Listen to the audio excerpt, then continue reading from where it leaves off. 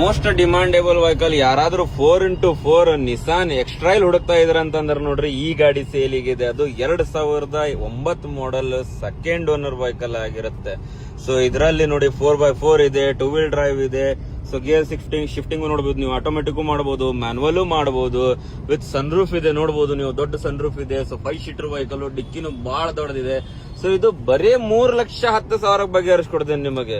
So ಗಾಡಿ ನೀವು ಪೂರಾ ಸೀಟ್ ಅಡ್ಜಸ್ಟ್ಮೆಂಟಿಂಗು ಆಟೋಮೆಟಿಕ್ ಆಗಿರುತ್ತೆ.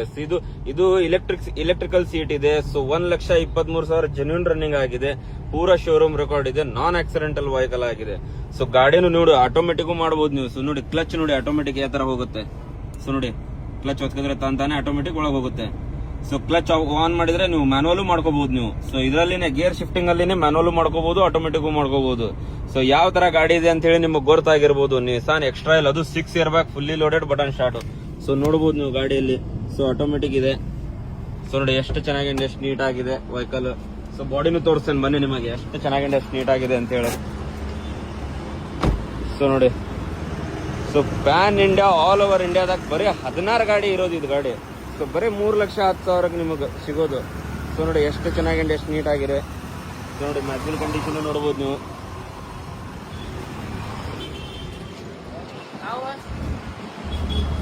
ಸೊ ನೋಡಬಹುದು.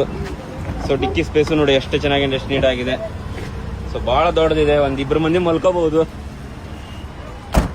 ಸೊ ಪ್ಯೂರ್ ಕರ್ನಾಟಕ ರಿಜಿಸ್ಟ್ರೇಷನ್ ಇದೆ.